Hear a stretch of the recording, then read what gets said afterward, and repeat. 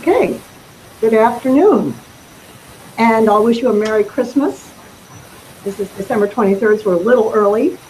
December 23rd, Houston LaRouche PAC meeting. But I think we have a lot to be thankful for.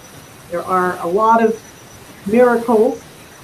You might think miracles have been unfolding, but of course we all know that this is about 99% hard work and 1% inspiration. But that's how miracles happen. And I want to just point out that we have now done the second run of the pamphlet, Robert Mueller, an immoral legal assassin. He'll do his job if you let him. The first 10,000, you could say, had begun to, like a can opener, begin to open the lid. And we now have put another 10,000 into print. We've just gotten our second shipment here. And I encourage everybody that's in the Houston area, please get copies. Let's really deploy this, because you think what's happened since we first put this up on our website in September, late September, and then started to get it out in print shortly thereafter.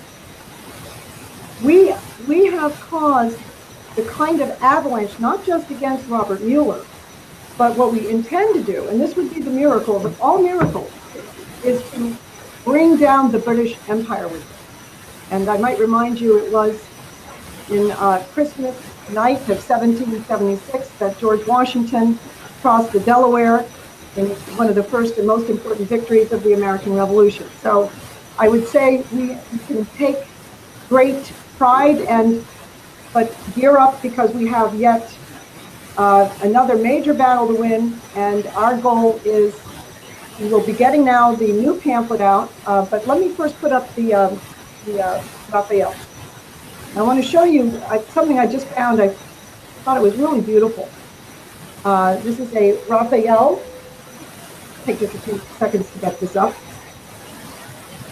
It's called The Madonna with Book, and sort of my idea of what a beautiful image of the birth of Christ and what this means for the world. As Helga's has often talked about, we have to come to the point where we end the rule of oligarchy and we end a culture of oligarchical thinking, and we enter the age of reason. And I think this is really a beautiful portrayal of this. I really have never seen anything before similar, because you see the Madonna, you see the baby Jesus, and you see the book. And you do see, as you always look for these things in the background, obviously the land has been cultivated. You see people in the background here on the left. You see people in the lake. You see a building to the right. And I think, we ought to think about our mission here. We can just, we got to finish off Mueller and, defeat the British Empire and bring in LaRouche's 4 economic laws. But we really have to raise mankind up to the power of reason, as was LaRouche's autobiography in 1988. And I just want to take just a quote from his foreword of that book. Sorry, 1987 actually, he wrote this. He points out that he'd been a controversial, influential figure for 20 years. This is 1987, so I think add another 30 years and we're talking 50 years, Lynn says, Mr. LaRouche says, and he says, unlike all of the other leading candidates for the U.S. presidency since 1945, I am an influential original thinker. This is, and he goes after Vice President Bush and Senator Dole, who were running at that time. He said, for the past 40 years, the successful candidates for the presidency have been persons who, in the customary manner of speaking, advanced their political career up to that point by doing the right thing at the right time, saying and doing nothing which will make enemies among important factions of the establishment. And exactly how he points to Bush and Dole, how they adapted to, business as usual. However, this is a crisis, and in such a crisis, what is customarily successful becomes a failure. We've entered a period in which only original thinkers are qualified to lead. And I think that is how we have to think about what Peter Bowen will be presenting this afternoon on an original thinker, a genius, Alexander Hamilton, who in a time of crisis was able to rise above the common opinion and doing the right thing or the customary things that didn't work at the period of the end of the American Revolution as people go through.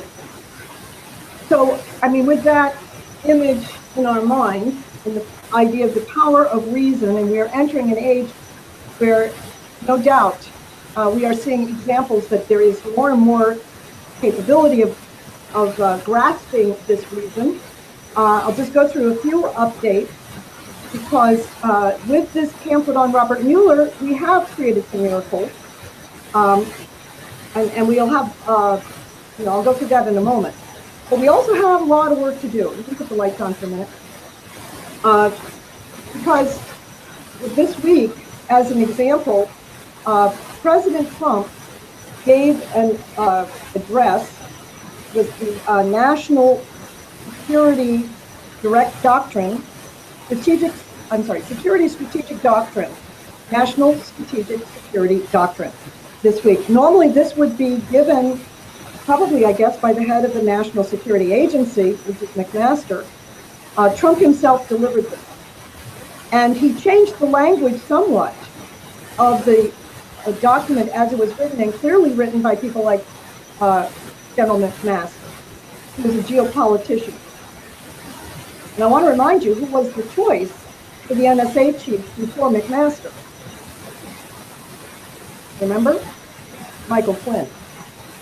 And Michael Flynn would never have tolerated this kind of geopolitics. There's no question about it. That's why they went after Michael Flynn. And I might remind you that Michael Flynn was, in all the scandals that have unfolded, keep in mind, he wanted to bring nuclear energy into the Middle East as a means of starting to solve the crisis in the Middle East without oil simply being a raw material, but that start to bring in the technologies to develop a modernized economy. And correct me if I'm wrong, but I don't think there's been a political leader that's suggested, outside of us, outside of Lyndon LaRouche, since General Eisenhower has suggested such an idea. That's why they wanted to get rid of Michael Flynn. And if you think about what President Trump said in this speech, and he didn't actually read it, he modified it somewhat. He identified the Russians and the Chinese as rivals. Apparently in the document, the language is much more, much worse.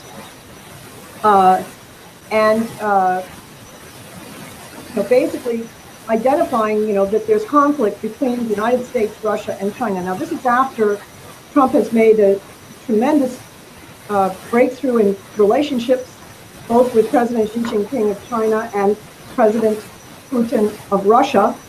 So, here he is, in a sense, he's going along with something he doesn't necessarily believe. We don't really know what he believes. I think from what we've seen of his actions, he clearly liked to work with Russia. He clearly liked to work with China. But, he's also, as long as this Mueller coup is running, the president is under enormous pressure to buckle.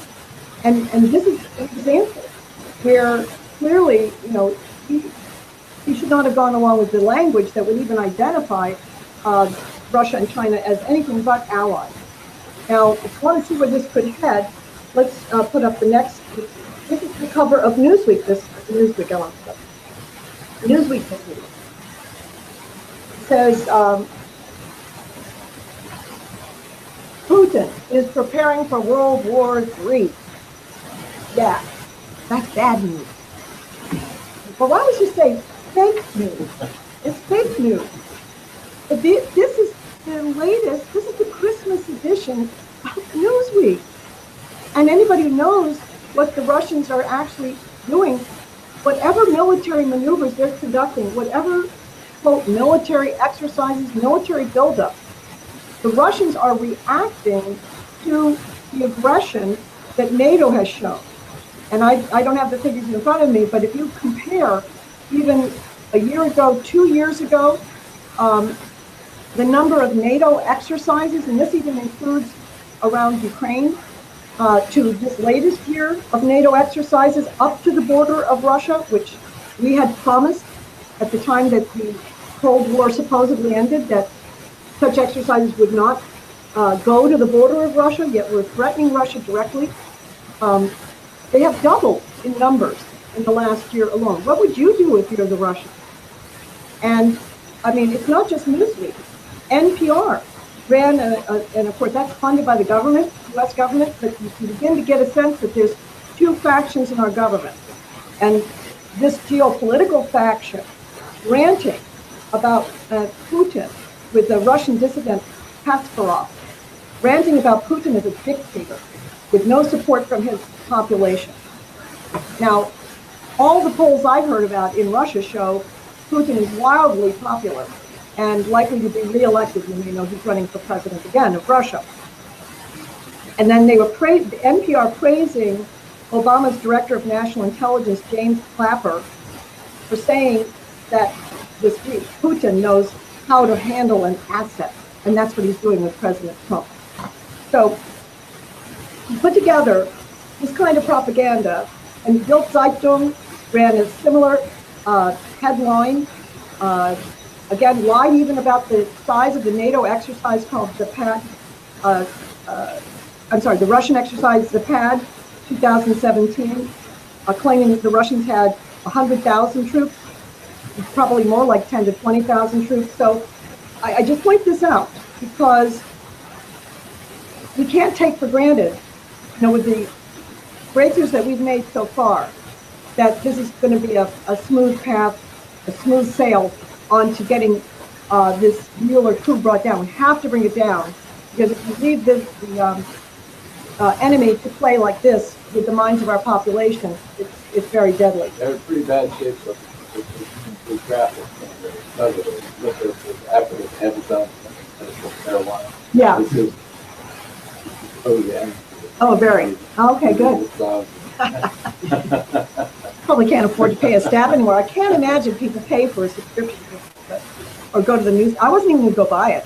I just wanted to put the picture up. As for updates, I just want to go through a few things, and then I'm going to turn the meeting over to Pete. We had a very interesting situation just evolve over the last few days. The McCabe, who, number 2 of the FBI at one point, temporary head of the FBI, when Comey was fired on Tuesday, was interviewed in closed-door hearings at the House Intelligence Committee, accompanied by the General Counsel of the FBI, James A. Baker. As far as we know, there's no relationship to James Baker III, but definitely in the same mentality. And apparently it was asked of McCabe at the hearing, this kind of question, a hypothetical of would it be ethical if James Baker had, this attorney had communicated with the author of Mother Jones' article, David Thorne, who first publicized the existence of the Steele dossier. And that's exactly apparently what had happened. That imagine the general counsel of the FBI in leaking to the media the secrets like this so-called dossier, this Steele dossier, which began to be then used as the driver for the Russiagate against President Trump. And interestingly, we just found out that James Baker has been, quote, reassigned, i.e. the guy's been kicked out of his position and who knows where he's ending up. But we just got an article just a few minutes ago that McCabe is now, quote, retiring. He's going to be retiring from the FBI, and maybe sooner than later. Maybe sooner than he even plans on. He's trying to stay in long enough to get his retirement, which I think is outrageous. But I point this out because you can see that the wagons are circling, not just around Robert Mueller, but they're beginning to circle around President Obama himself, his whole intelligence team, just think about it, using a British-authored dossier with no verification, was never vetted properly, to go after a candidate and then the president, Trump. And an article just appeared yesterday in it's a news and politics journal called Tablet.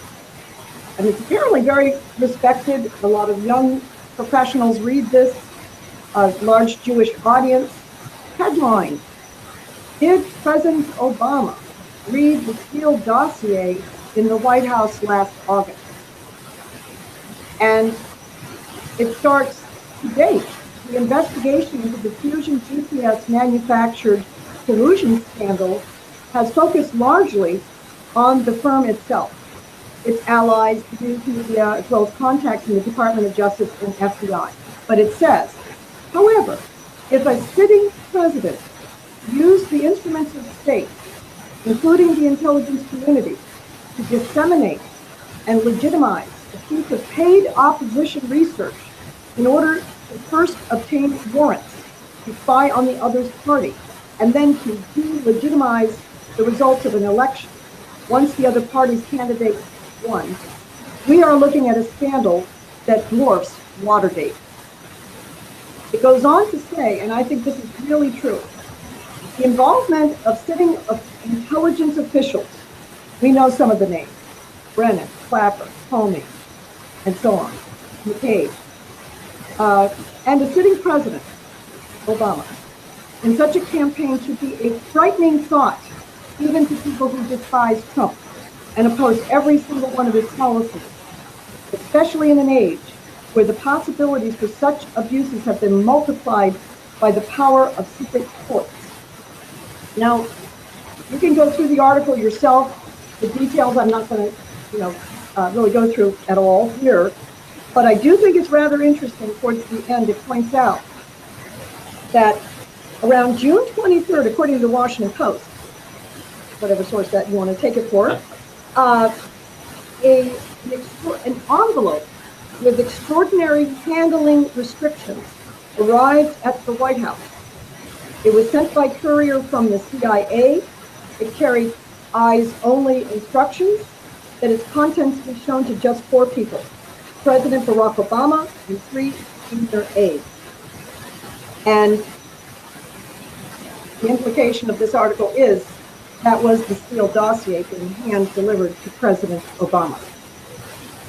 So the plot thickens, and come back for the next installment in 24 or less hours, because this thing is just rolling. But I want to just finally close so that I can properly prepare the stage for Pete. Podium. I want to also point out another very horrendous development this week, which is the tax reform. We're really talking about, this is monetarism at its worst. The idea that by corporate tax breaks and there will be other implications of this, of course, but basically it's going to create a $1.5 trillion deficit in the budget.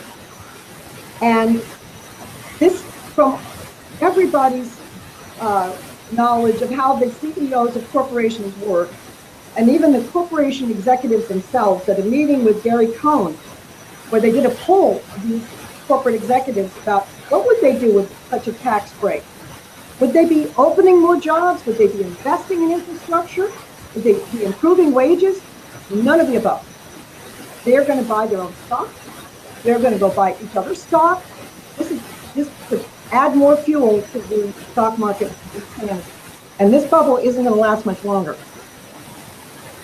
And as Jamie Dimon of JP Morgan Chase put it, this is a QE4, quantitative easing 4, just more of a bailout. Versus, what if, let's say $1.5 trillion, let's take that figure. What if that had been directed, or what if we can see by the time, let's say, of President Trump's State of the Union address. It's one of our horizons now, January 30th. What if, you can put up the 4 laws, what if by that point we were able to get an understanding of Hamiltonian credit and national banking such that it would be understood that we could have and could still take that idea as a tax credit investment program, perhaps, as Kennedy did, in encouraging corporations to invest into the infrastructure in all areas. And right now, by the way, FEMA's not only run out of money, but the budget, the supplemental budget of $81 billion, I believe, has been put off into January. So for those people that are waiting for their FEMA funds or waiting for, something to help relieve their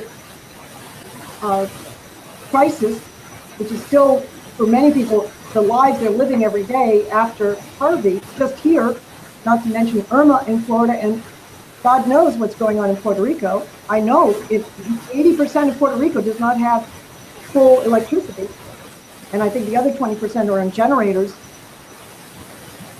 And so what if we were to take the approach that Alexander Hamilton took and said, look, the government can direct credit to a national bank and even take debt as the form of the basis of that credit to move into the real economy and start really building our infrastructure so that the kind of disaster that happened in Washington State this week with the Amtrak train that went over the rail and onto the interstate, and there were many reasons to have known in advance that was likely to happen. And there are many other such disasters awaiting us. Or the Atlanta airport down for 12 hours without electricity. That's the kind of thing that happens in a third world country, not in a modern nation state, as China has shown us the example. And this will be the pamphlet. We'll be getting this, I hope, next week here in Houston. It's already going out on the East Coast, and we are already organizing with this. We picked it up at the printer. LaRouche's 4 Laws, America's Future on the New Silk Road. So there's the future, and I will now open the meeting to Pete, who will then help us understand better how the Hamiltonian approach to credit is the way to go.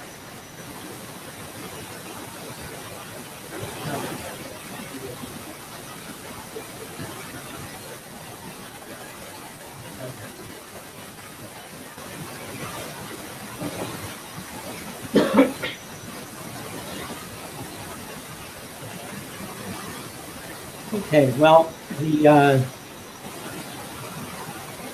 idea here is to simply discuss how a new national bank will work. That's the third part of LaRouche's 4 economic laws. The 4 economic laws are to separate the investment banking from commercial banking, as Glass-Steagall did back in 1953, and then you set up a national bank, and from that national bank issue federal credit for infrastructure development, and to combine that with a fusion-based infrastructure platform. So those are the economic laws that we need to get passed in Congress, and by December 30th, by January 30th, the President's State of the Union address, we want him to be espousing those 4 laws. And just like laser beam defense, he can name it anything he wants, right? And we called it the Beam Weapons Program back in 1983. President Reagan called it the Strategic Defense Initiative. Great. But the idea is he has to be promoting these 4 economic principles. And I want to discuss the principles behind the idea of a national bank. And what Marcia said a little bit ago when she mentioned the presentation, that Hamilton was a genius. And there were probably only a few people that could actually explain his principles to others. And the job we have today is to explain these principles to a lot of people who certainly don't have any concept at all of what a credit system is versus a monetary system. And so that's what I want to look at here. This proposal was originally drafted by work between Paul Gallagher and Michael Hirsch in 2013, and now in 2016, Paul sort of rewrote it and made it a little bit more refined. But the key thing is this idea of a credit system versus a monetary system. That's the key thing. And Hamilton, if you read people of the establishment who like Alexander Hamilton, will tell you that Hamilton based his principle, his financial policies on the Bank of England. The Bank of England was the model. And what did the Bank of England do? Well, it was an independent institution in England that was basically in control of the currency and control of financial matters of the nation, independent of the government. It would do what it wanted to do. And of course, our Federal Reserve is established on that kind of thing, independent of the government. But Hamilton wanted a bank that was independent of the government. He didn't want, like a funding program for, say, canals to depend every 2 years on financing from the government, because popular opinion might go against it. But once you've started it, you can't stop it if you're serious about getting it done. So you need an independent institution through which these projects can occur, through which and of course the Congress can always make changes, right, to legislation, because the bank itself is to be legislation, so it can, and it was nullified several times, and really has yet to be reestablished since the work of Franklin Roosevelt. So, so let's talk for a minute about this idea of a credit system and a monetary system. Now, how many in here have ever had to borrow money? Now, when you borrowed the money, right, you were told certain things, like when you have to pay it back, and how much the interests are going to be, right? And it is specified, I believe, in the contract that there are penalties for being late. And of course, being late, sometimes if you're late, you have to borrow money to pay the fees and the late payment, and so then you've got a bigger debt than you had to begin with. And of course, if any of you are familiar, and almost all of you are familiar with the IMF's operation, that's exactly the way they treated these third world countries. They would go in, make a loan based on revenue expected from resources. The revenue source was lowered. The price of their oil, the price of their raw materials was forced down by the market. And so they couldn't make their payments on time. So they had to refinance and refinance and refinance until, these nations were basically at the point where, well, like where Greece is now, like their hospital system has been destroyed because they can't afford to import the medicine needed for the population there. So that's the way the monetary system works. You sign a contract, you got to pay up. And and Hamilton believed that. I mean, if you look at this, look at Section 1, E. Says Alexander Hamilton was correct in finding that a public debt is a public blessing when directed to a public bank into advancements in the productive power of the nation's economy, and, quote, when the means for the ultimate extinguishment of the public debt are provided. So he is very clear that the debt that's contracted has to be paid back. Right? That's the idea. And it has to be a means to pay it back. And of course, what did they do with the original National Bank, right? They said that the debt was going to be paid through a whiskey tax and through tariffs. That the whiskey tax and probably some other excise taxes were dedicated to pay the interest on the bank shares. That was the debt of the bank. Bank shares.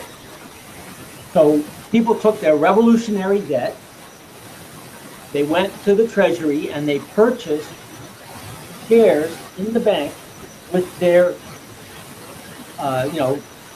bonds that they had loaned money to the government, for the prosecution of the Revolutionary War. They put that money down, that debt down, and said, okay, I will exchange these for shares in the bank, like preferred stock, which meant a guaranteed rate of return, something in the neighborhood, I think, of 6% was the rate that was offered. And so they needed an income stream that would guarantee that those preferred stock would earn the interest promised. No matter what the bank did, they were going to get the money. And that's what he firmly believed. Alexander Hamilton firmly believed that that's the way you have to manage these things. Otherwise, who's going to want to invest in your bank? Who's going to trust the notes? And of course, once you establish the trust in the repayment, then the value of those notes becomes money. Meaning, you have this note, and it's going to earn this much money. You know it's going to get it. So someone can accept that as payment for what you owe them. Now, how does the government do that? Well, the government says, for every dollar of debt you give us, if you invest in the bank, securities you're giving to us, which, by the way, today, the way it would work is, if you take your Treasury securities and buy debt in the National Bank, you would be paid a higher rate of interest than you're getting on your securities, but the bank would be paid the interest from the government that those securities demand. So on the one hand, the bank would be paying you a greater rate of interest than you get from your securities, but part of what the bank's paying you is going to be paid by the government. So once that is established, the government says, okay, we want to circulate this means of payment. So they print greenbacks. They print money up to the value of the security. And they can loan that out. And as it says on section 3, paragraph 8A, paragraph 8, it says we want to capitalize the bank up to $1 trillion. And we're going to get that money by accepting Treasury securities which have at least 3 years or greater of maturity. Now, you can invest for 6 months in the U.S. Treasury. You can invest for a year, 2 years or whatever. But, we don't want those. We want something that has a little bit longer maturity. Then, so we're going to take that stuff. And then outstanding municipal bonds of federal, states, or cities, which have a 5-year or greater maturity, would also be accepted. And the shares you get in return for this are going to be callable during a period of 20 years only by the bank. Now, I'm not more familiar about the financial terminology. I got some of my questions answered from Paul, but callable, I believe, means that you cannot, the bank, you cannot sell back to the bank the securities that you purchased. You can't. All you can demand from the bank is the interest. You can sell the security to somebody else, but you can't sell it back to the bank. It can't be returned to the bank to be paid up for principal until 20 years. And that's just to protect the capital of the bank. So the capital of the bank doesn't be a run on the capital of the bank. Okay. So you'll notice then in paragraph C in that same section, section 3, it says, and you can go to that one if you want, right? Yeah. That's section H. Well, maybe it's not there. By issuing additional file. Yeah, okay, that's not there. That is not there. Okay, but you can read it in the copy there. Section 3, paragraph C. As authorized by the Thomas Amendment of the Agricultural Extension Act signed into law in May 12, 1933, following the subscription of the bank's capital, the bank shall be provided with an issue of U.S. Treasury notes, greenbacks, equal to the capital subscribed to the bank in the form of outstanding Treasury securities under Section 3A. So again, what this bank is going to do is it's going to circulate in the form of currency the debt that is in its vault. You know, the debt that is owed to it by the U.S. government is going to be circulated as currency. So now that is you know, apparently sort of a standard procedure. We have a question?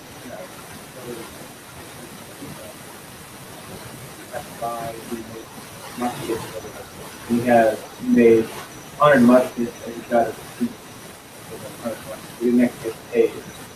You're saying you can take that receipt to the bank will issue currency and the equivalent of that receipt and distribute that to the population. You could exchange the receipt. No, we're talking right now about security. So if someone has let's say the Continental Congress wrote out a bond of some form of debt to that manufacturer, and the manufacturer then takes that instrument of debt and presents it to purchase preferred stock in the bank, then that would work. But simply a receipt for unpaid goods, I don't think it works. It has to be some form of contracted debt.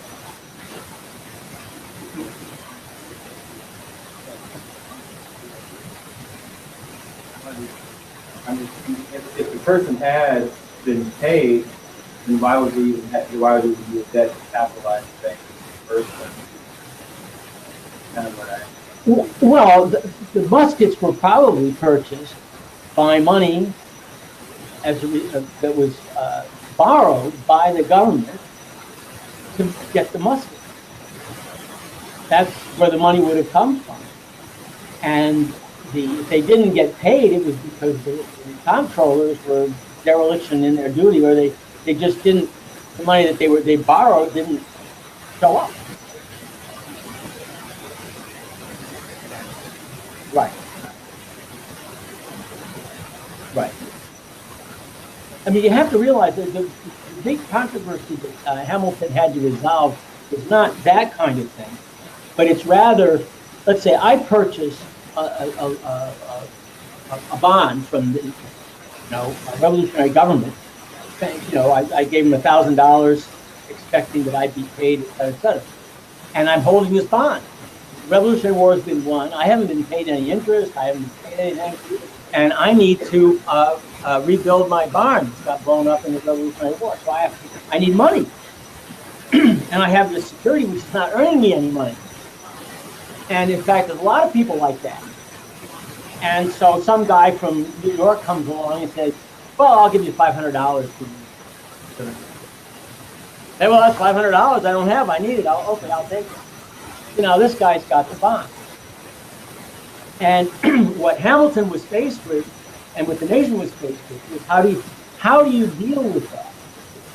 Because it was very popular to say, well, the guy that originally had the bond should at least get his $1,000. If the guy that that bought it is going to get 1,000 plus interest, the guy that originally had it should at least get his 500 back. Blah blah blah. Say, well, if he sold it for 500, then he gets. And I can't remember the terminology that he used for that, but that he used for that. But that was the big problem. That was the problem. And Hamilton said, look, we're dealing with a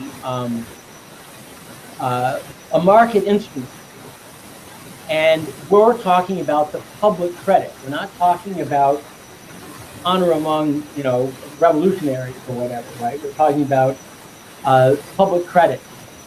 And if we want to strengthen our public credit, then we have to guarantee that what we say is what we're going to do. So, if someone sold his rights, his entitlement to $1,000 plus interest to somebody else for $500, he sold it. It's not his anymore. It now belongs to this other guy, the speculator, right? And we have to honor that. If you want to do something for the guy that made the investment and lost out on selling it, think of all the different conditions under which that might have happened. Someone might have done it for reasons that were not based on, pecuniary losses, but that he had some other thing he wanted to do, so he just decided to get rid of it. Sell it. Wasn't particularly stressed. And at what point do you say someone deserves to be redressed for the thing? I mean, the gradations of that kind of thing would be so innumerable that you couldn't possibly come up with a rule by which you could decide who gets, redress and who doesn't.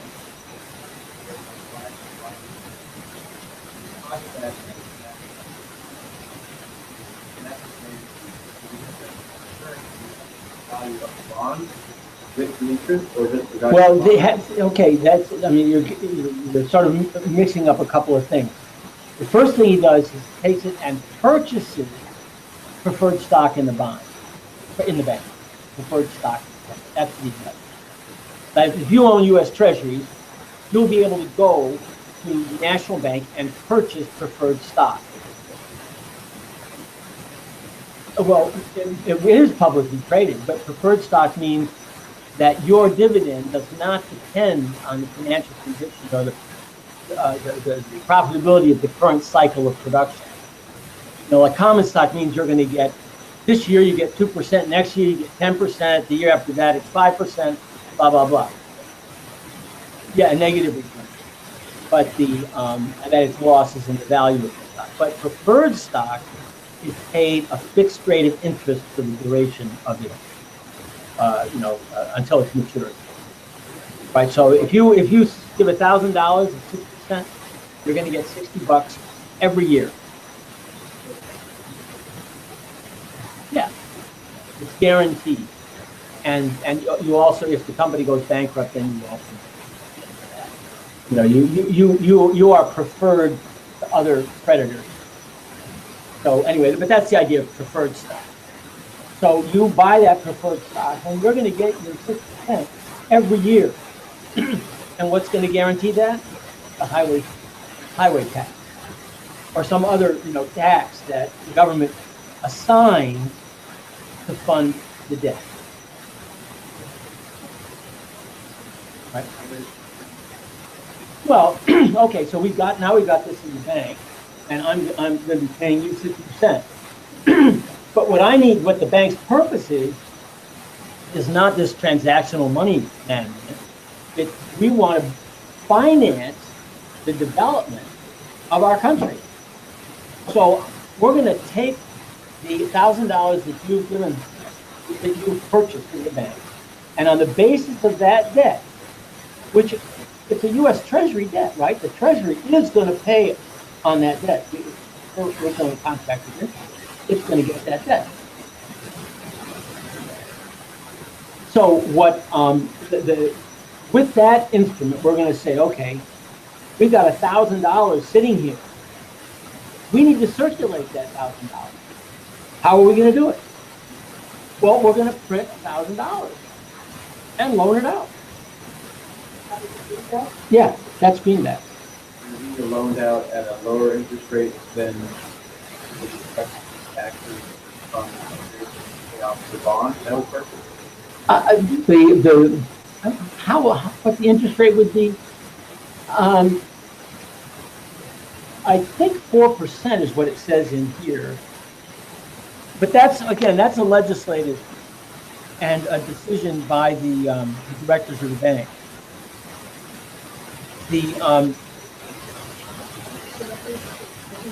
Not less than 4%. Per annum, yeah, but not less than, to be decided by the board of directors. But that's on the securities that you purchased preferred stock. You're going to get not less than 4% per annum. Right? Now, what they charge to the customer of the bank is probably more sort of a judgmental kind of thing. They're not interested in making lots of money, so they want to keep interest rates low. They want the bank to make a profit, right? So if it's got to pay out 4%, then it's probably got to charge 6%, right?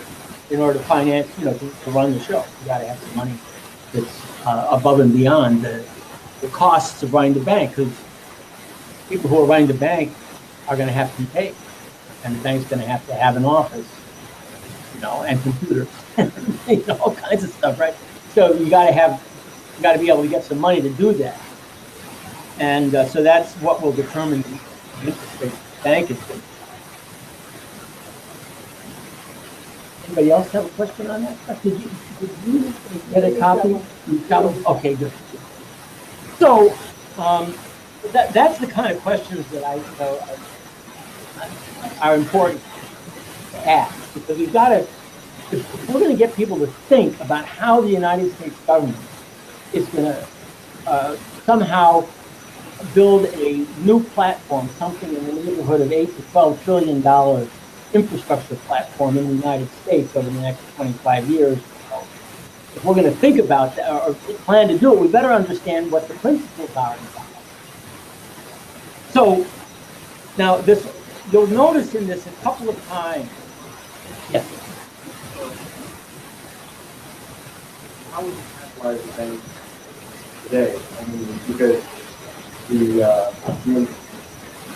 majority of the population doesn't have the kind of asset to capitalize the bank on the level needed of, say, $50 trillion worth of infrastructure, let alone, just to bring it back up to, today's standards.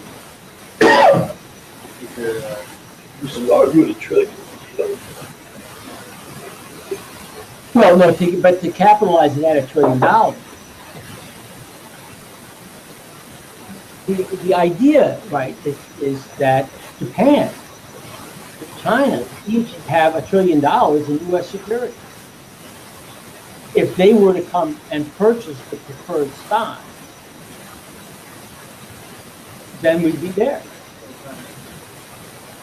Oh no! What is restricted is that the directors of the bank is like Japan buying stock that have no voting rights in the bank. Right? This is a U.S. sovereign institution. Yeah, Ron. What is this notion of the credit system and a money system becomes clear? Hamilton saw those idle workers, farmers, productive applicants. That was the real wealth.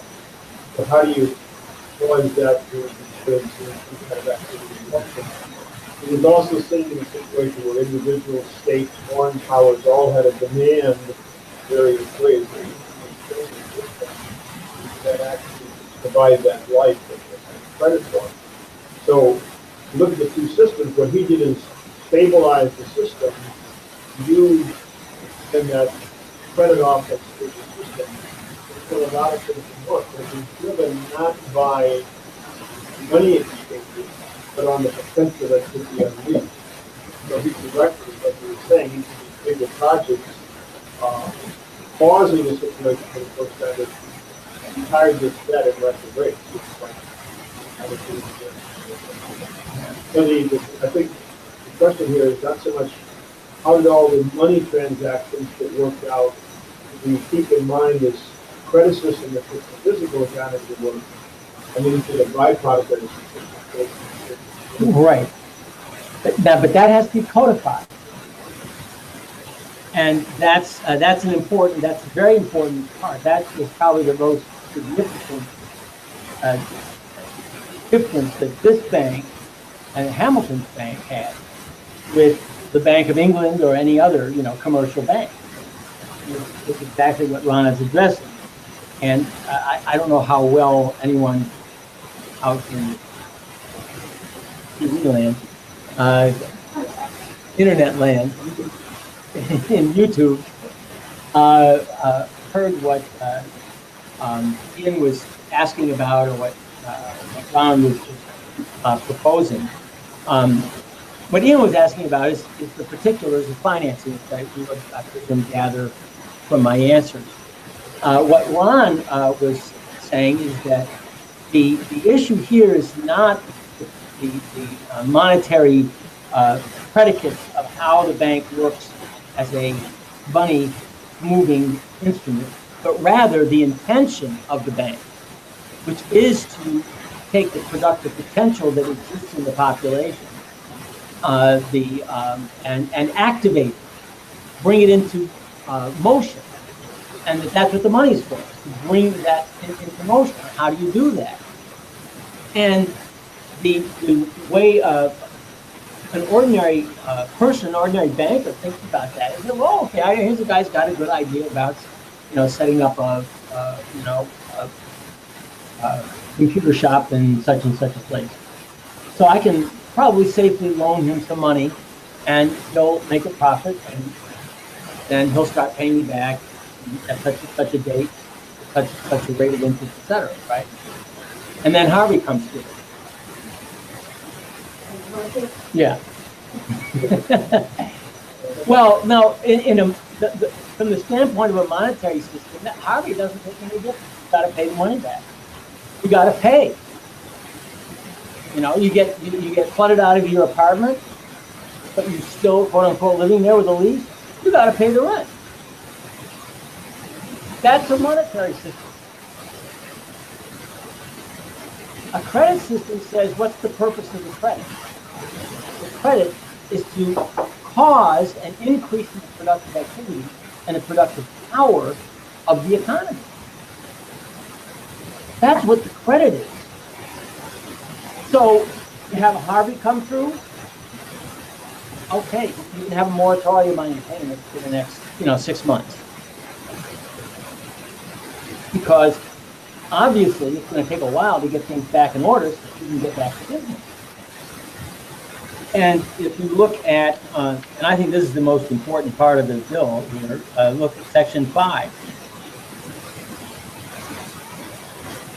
Paragraph A, it says the majority of loans and discounts made by the bank should coincide in maturities with the time period of anticipated profitability and projected useful life of the project. This is Section 5 on the 3rd page, and it's paragraph A. Maturities which coincide with the time period of anticipated profitability and projected useful life. Now, if you're opening up a computer shop and you want to, you're going to have a business, it probably takes 6 months to a year to establish a profitable income stream. An income stream if you could justify collecting the, monthly debt and interest, right? And you know, that'd be something for the banker and you to decide, which is fine. But if you get hit with Harvey, you need some kind of protection. You know, but because we don't want your business to go away because Harvey arrived. We want your business to succeed. So you get a moratorium. But think if you need an extra $1,000, you need an extra $10,000 to get things going, well, we can add that to your loan. You know, that kind of thinking. Now, think about establishing a fusion-based economy. Well, if the bank starts loaning money to Princeton for fusion research, they're not going to get repaid next year. Right? There's not going to be any money coming from Princeton next year unless one of their things becomes a immediately viable, productive technology. You know, which in some cases, like when MIT was working on the NASA project, some of the things they came up with did relatively quickly become viable investment pathways. But there's an example where here we were putting a lot of money into NASA, and MIT, it was very unusual that MIT got the job because it was a educational institution. It wasn't a business. And at a certain point, that got so a fuss was made about that. But and they ran into problems then, real serious problems in trying to get things put together. And there's a wonderful video that Mike suggested looking at that goes over, how they proceeded.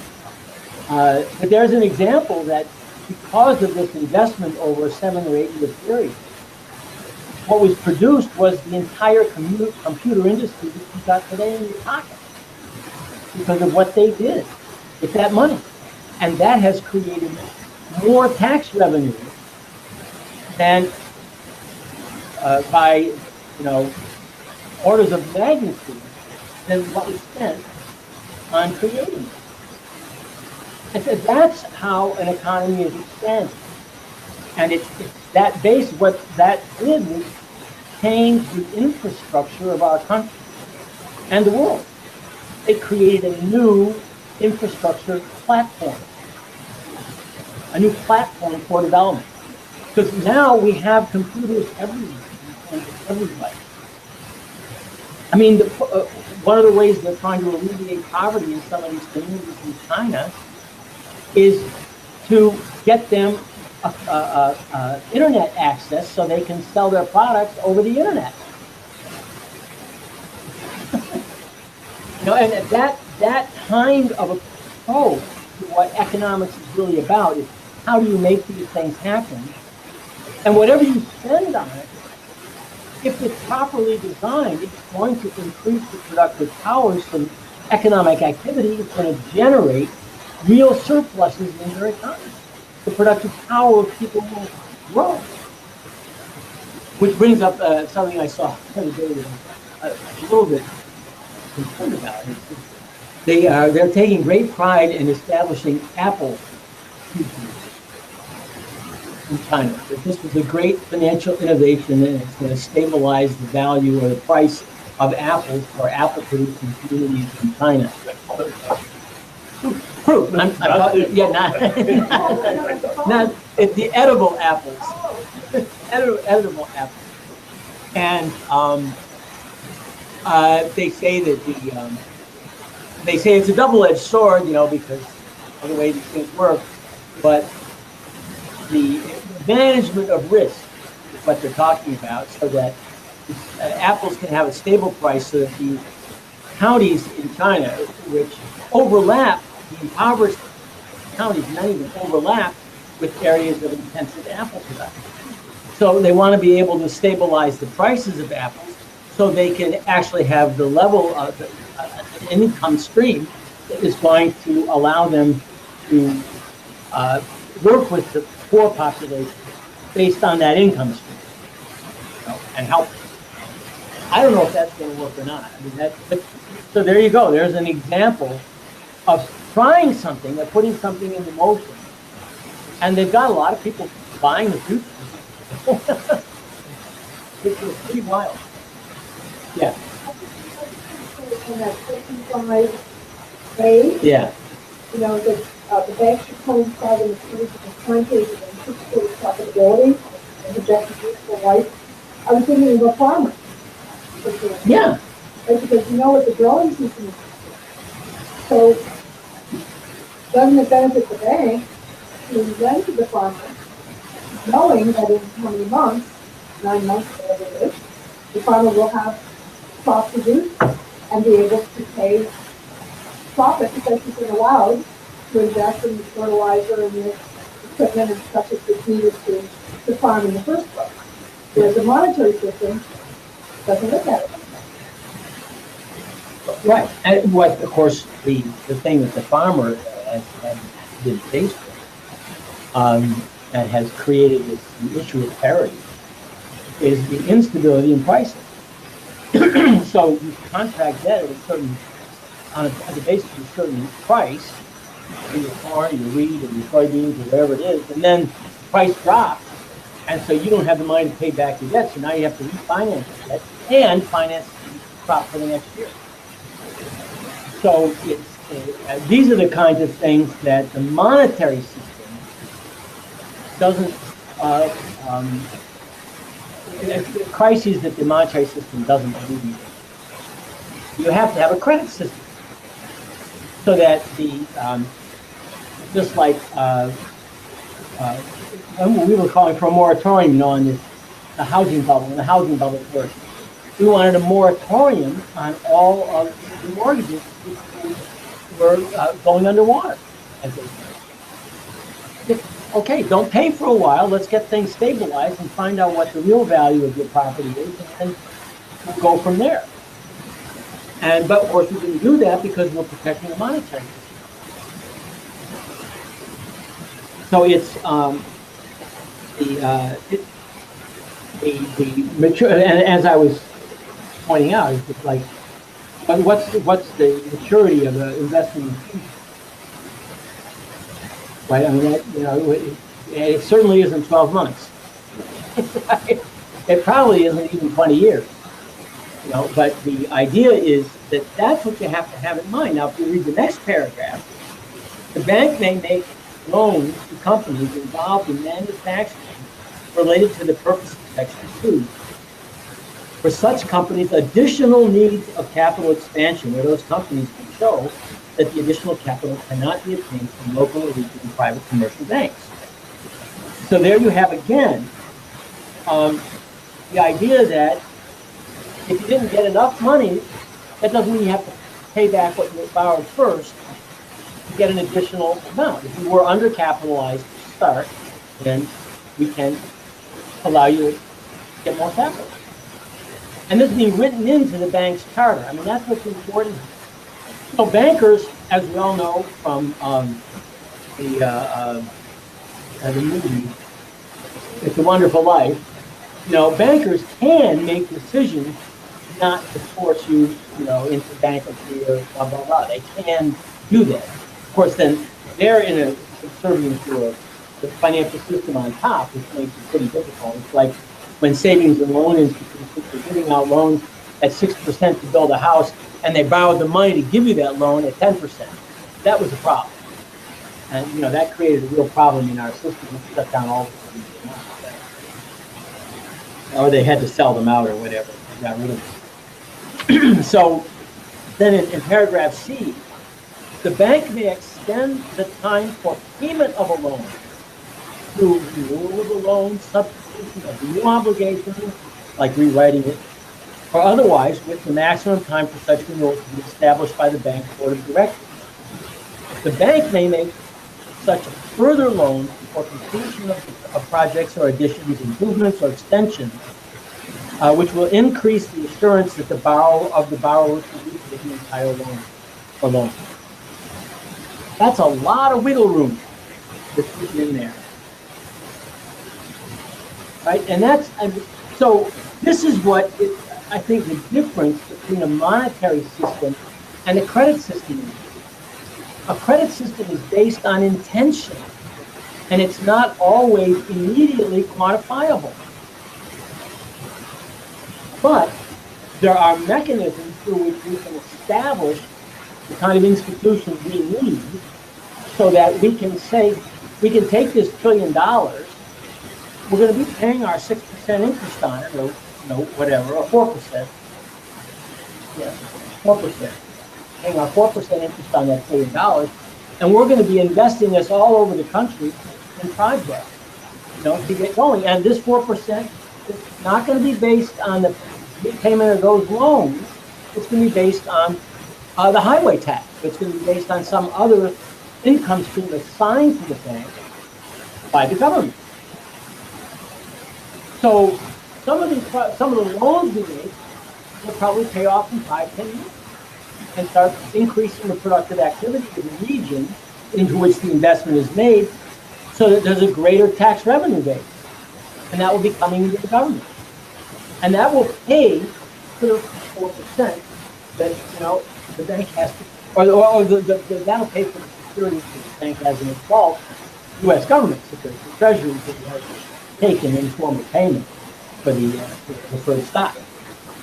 So I think it's it's instructive to think about these things, and sort of try to get to the nitty gritty of it, and that's where you sometimes run into getting into the details of the monetary implications.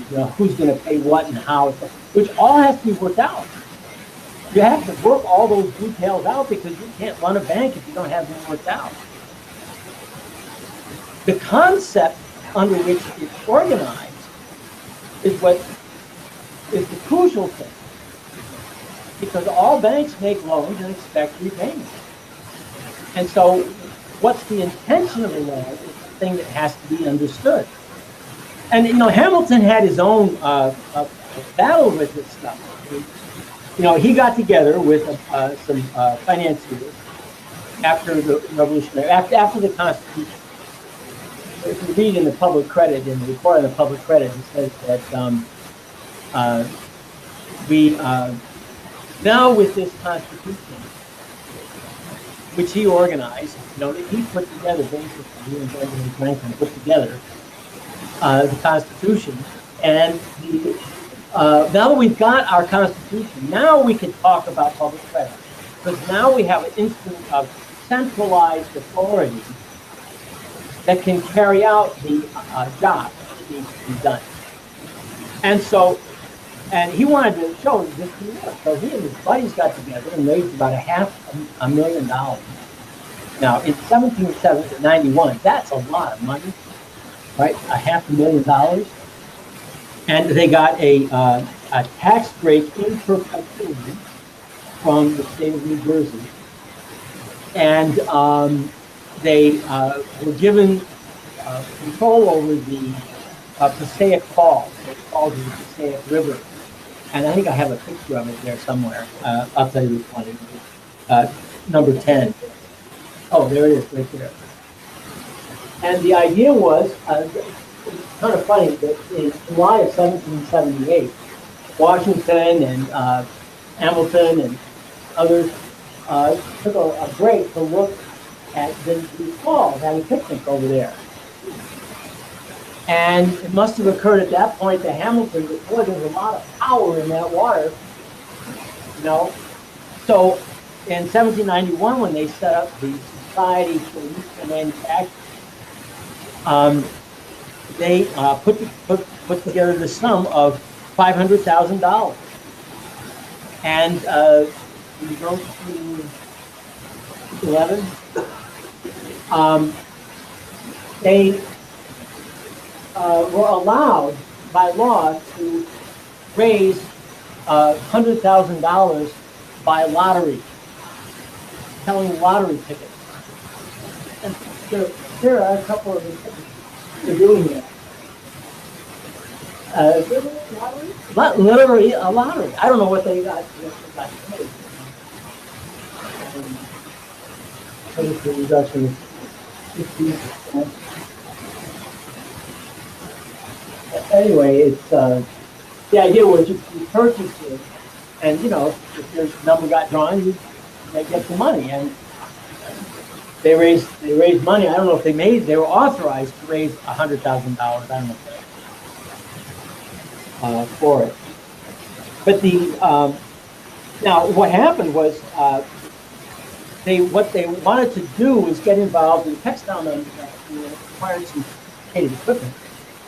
So and skilled labor.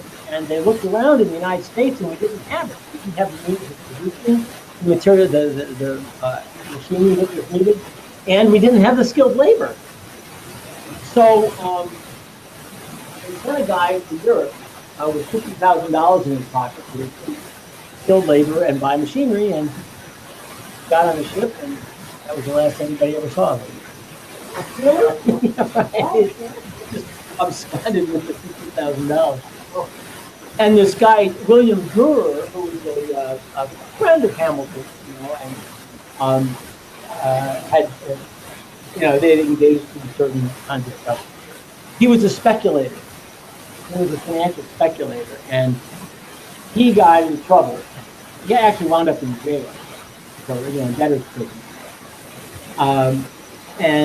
So that really upset the whole society for manufacturing for a while, but Hamilton pulled it back together in 94, 95, something like that, and started actually building what was necessary. They had to be able to divert water from the fall into raceways that would be able to drive water mills and things like that, water wheels and stuff like that. And they got some stuff going, but it was undercapitalized, and so they never really got it working the way it should have. And so by, I think, 96, they had to close up shop. And then Hamilton was assassinated, in 1804, I guess. And in 1806, 1807, another guy comes in as, because the Society for Useful Manufacturers was there. And because of the power of the Passaic River, what they started using it for was offering companies to come in and purchase rights to the water power.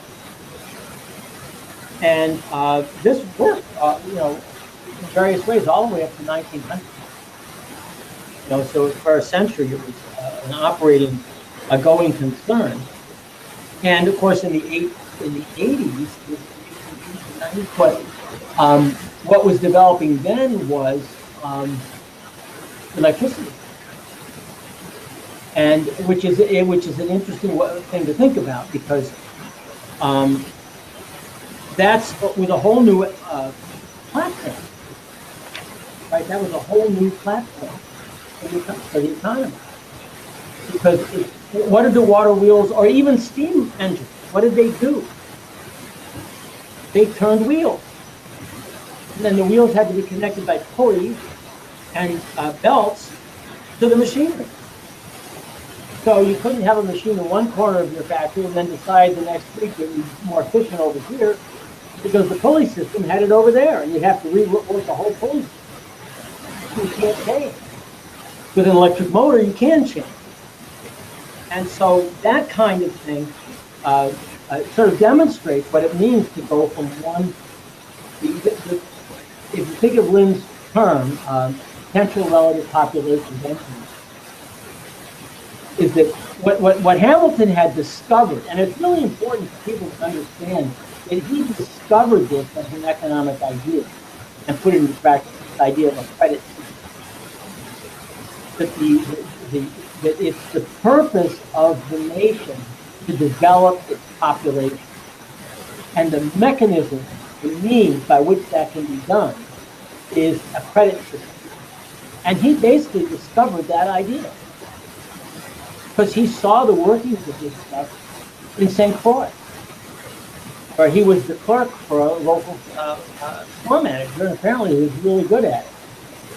But he also saw the effects of slavery all the time. And he saw the rich versus the poor.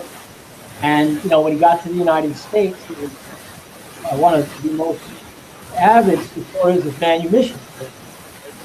Slaves should be free. And he organized within those societies. all the way to his life. He was actively engaged in that kind of stuff. But it's the seeing that you to increase the productive power of a population, you have to give them the best tools. You have to give them the most efficient mechanism. So they knew they had to go to Europe to get the materials they needed to build an efficient thing. The problem is we didn't have a skilled workforce here in the United States. So they ran into roadblocks, so they couldn't unleash the potential that was there. Once you start creating the pathway of activity, then the potential can be unleashed. And the Chinese have learned that lesson. If they want the Asian economies to grow, if they want the world economy to grow, there have to be efficient mechanisms to trade among the regions. You need railroads, and you need efficient railroads. You need ports, you need efficient ports. You have to create the most efficient mechanisms by which the creative potential of the population can be unleashed. And that's what, Hamilton discovered as a principle.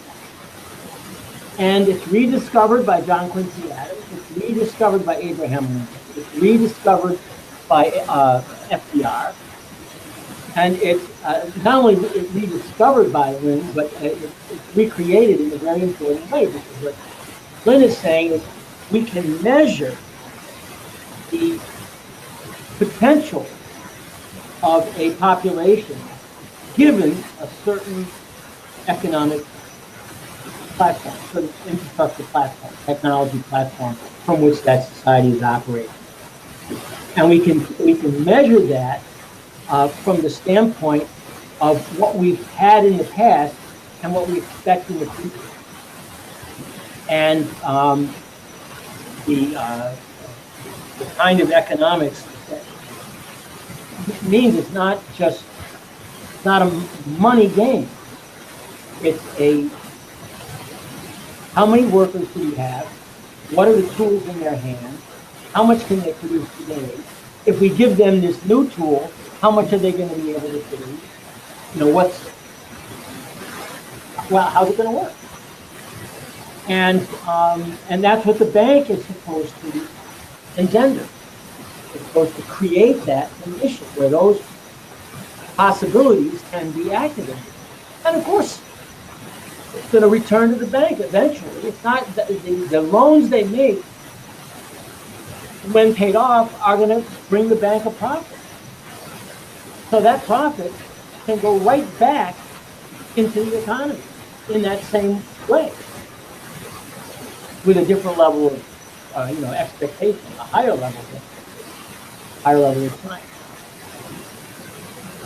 And the government's still going to be paying 4%. The owners of the preferred stock in the bank are going to be getting their dividends right along, all the way. And as the profitability of the bank expands, there's no obligation to increase the rate of payment on your preferred stock. All that money that's going to be coming in can now be turned into loans again. So the whole system can move forward. And that's, the thinking that, that has been done, that Lynn has been done. And it's, the bank proposal that's in your hand is something that Paul Gallagher is primarily responsible for. And, putting it into words.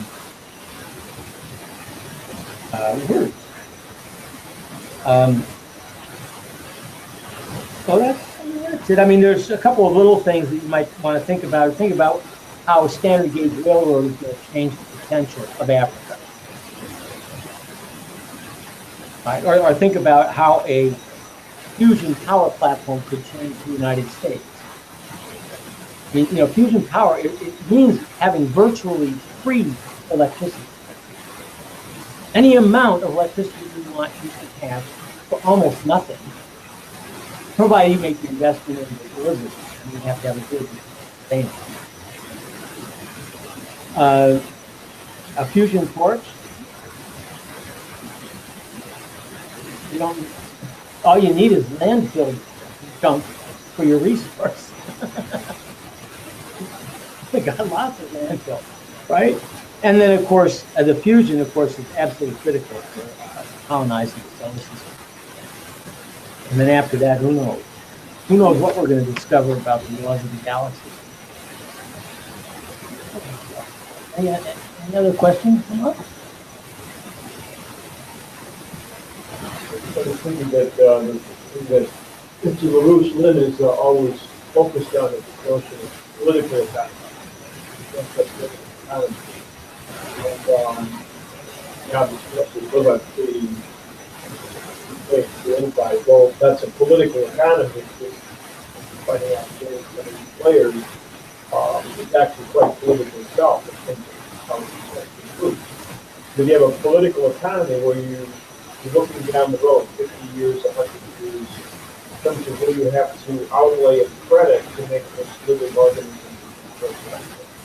And you have a responsibility for the whole thing. It's not a simple science.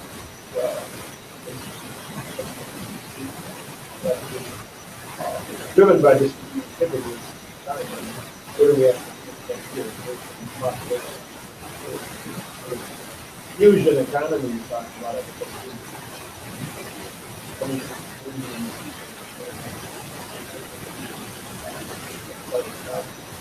Which actually makes there was a question asked in the last economics class, review of the economics class that Ben and Megan and Jason did, right? And one of the questions was, well, how do you deal with the fact that there's so much unemployment caused by the advance of technology? And Ben's answer was really very simple. He said, look, how could you possibly answer that in the midst of economic collapse of a system that just doesn't work? You introduce new technologies and it causes unemployment. Well, of course, because the system isn't based on new technology. It's not based on development. You know, it's based on a fixed order of things.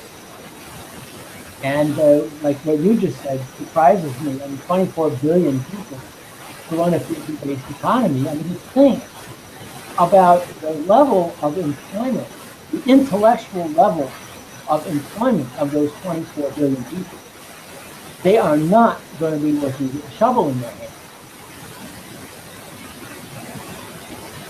You know? Yeah.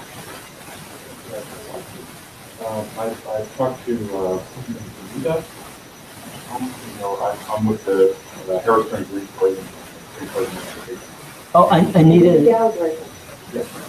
Yeah. Oh. Yeah. Anyway, she talked often about this. Now, the thing is that this is credit is debt-based creation of capital. Now, the main thing that I like about this is that this is transparent. Above board, you can see it. You know, there's some defining aspects of limits to it. I think that the unlimited, unregulated, criminal aspect, credit version is when they bailed out all the big banks, you know, the big corporations, the big companies. That's what they did. They just created the money out of nowhere. They created $1 trillion obligations, debts, grants to the big corporations out of nowhere. But that's the credit. But they're misusing this thing that could actually save people. Whereas this one is something that's focused more on helping people with small businesses. But I think take it to a little bit higher level in the way you're thinking about it, because what you've identified is the intention of a monetary system. right? The intention of a monetary system is not free trade, it's not supply and demand, it's we with the big money are going to stay that way. That's the intention of a monetary system, right? And the intention of a credit system is the development of a nation, the development of the productive powers of the people. And so it just goes to show that it begs the lie that economics is a quote-unquote science by itself, right? It's not. It's not.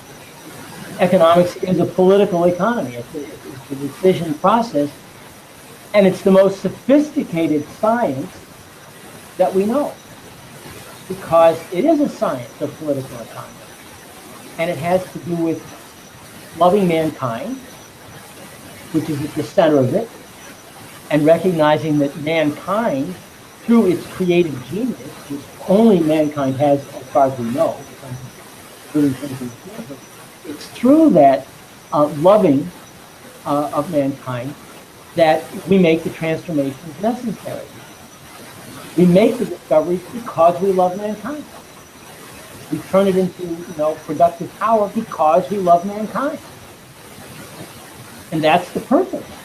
That's the intention of our system. And it's interesting to reflect on this stuff, especially because this is Christmas.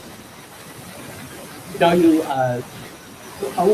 have at home a little cutout or detail from Leonardo's Adoration of the Magi. And it's a very interesting painting because it shows Mary with Jesus on her knees, and then surrounded by people who are sort of crawling up a hill, looking very strangely at this Christ figure, right? And the what are they looking at? What is it that is Christ's message? Well, Christ didn't talk about political economy. He didn't talk about constitutions, about bills of rights and things like that, right? He talked about love. The terms in which creativity is understood was love. And that, because the emotion that we associate with love at its highest level is the emotion of creative discovery. And impelling that. And it's that quality which Christianity as a social force has nurtured in our civilization. And I think it's a very important point because, especially given what China is doing. Because one of the things that Xi Jinping is doing is emphasizing innovation, emphasizing creativity. And he's making that a big point because that is noticeably lacking in Chinese culture. They don't have a tradition that recognizes the individual for the potential of creative discovery that we have developed in Western civilization, in large measure because of Christianity. So it's something to reflect on. I've thought about it. I don't have a whole lot to say about it, but I think it's a really interesting question to explore. Because as China develops, the influence they're going to have on the world is going to be very, very great. And it's good from the standpoint of their current intention. But this idea of the creative genius, the potential creative genius of the individual has to be developed in their culture. And that's what a thing that, I think that we can contribute. Which isn't to say it doesn't. It does. It does very much. I mean, they came up with gunpowder. They came up with movable type. They came up with paper. They did a lot of stuff. Right? So they know how to make inventions. But each of those inventions, what happened? No, they became toys. Yeah. Okay. earlier concept. Because it might have emphasized and have a natural theology very much corresponds to something including the concept of life, including creativity, and yeah, well, it otherwise is another subject. Because that should just be clear. If it hadn't been for the opening was and all that came from that, those inventions which China created and which they gave to the West would have flourished there as well. This idea that it was naturally ordered. The British school, in terms of interpretation of Chinese history, argues that that in fact, what maybe one mistake is to argue that in fact Confucianism itself has ordered the process of scientific progress in China, which which is the British letting themselves off the hook. Their monetary policy and imposition of imperial regimes for the sake of monetary policy is what afforded temporarily the progress of Chinese civilization. So that opens up another window, but it goes back to this. It does fail the same concept that you're bringing up, and it's why China today can progress so rapidly, utilizing concepts that are near of the politics of Hamilton and certainly otherwise derived from history. Yeah. Well, I mean, I know more about it than I do. I mean, I'm just sort of speculating. And the thing that what you said makes me think of is the way that China's idea of the mandate of heaven is that they've always recognized culturally the government as a father figure. That its role is to ensure that the family is taken care of, and which is very different from the popular view of American government, right? It's not your friend, it's your enemy. But the Chinese leaders take very seriously the role they have in taking care of the population. And that is especially the truth of Deng Xiaoping. No, who was it? Deng Xiaoping? Oh, okay. Yeah, Deng Xiaoping. Yeah, with the opening up, and now with even more so with Xi Jinping. So Alexander Hamilton's work and Lin's work have moved history in ways that are going to be appreciated as long as we don't wind up nuclear level by mankind forever. It reminds me that why we always have to keep this eye on the British Empire, because you mentioned that Hamilton and Washington were moved to finance this with the tax on whiskey. If you look at history, there was a whiskey revolt orchestrated, and Washington lost a lot of friends. He was in a real fight because in a battle for independence. Now you want to impose these kinds of criteria and taxes. But it was, again, a British insurrection, an outrageous directive. And Hamilton led the troops. So, anyway, I think it's a lot of very interesting thinking can be going on. And, I hope I helped stimulate some of it. Yeah. I think it's really, what was Alexander Hamilton's title? He was the Treasury Secretary. He was the chief I don't know what you call him, but he was like the chief aide to Washington throughout, pardon? Aide de camp of Washington. He was extremely close to like, glove in hand. I mean, yeah, very, very. And Washington almost always deferred to Hamilton's opinion when it came to government matters. You know, there were a few times I think that it was noted there was, Washington didn't take what Hamilton said. Hamilton was a genius. I mean, the people around him must have known that. They probably didn't understand what he was saying all the time, but they must have known that this guy was an unusual character. Well, he was born in St. Croix to a Scottish father and a mother who lived there. It wasn't St. It was Nevis, I think, is the island he was actually from. And then, as a result of dislocation of his mother, because his father had,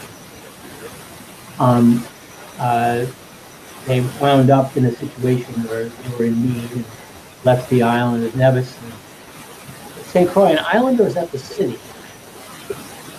Yeah, okay, so he wound up there. And at a very young age, I think like 12, just taking over the books of rum and cotton, wasn't it? Oh, sugar, that's right. Yeah. This one recognized him at that very teenager age, and they raised some money together and they sent him off, I think, in the United States. Yeah, he went to King's College. Up to King's Columbia. Yeah. What I had read was that there was actually one of the, like a minister or an educator on St. Croix was the organizer.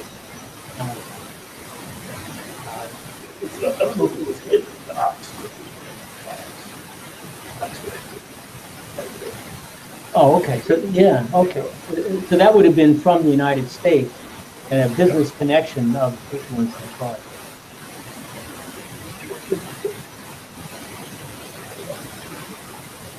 Yeah. Anyways, it's very, very hot. Right, thank you.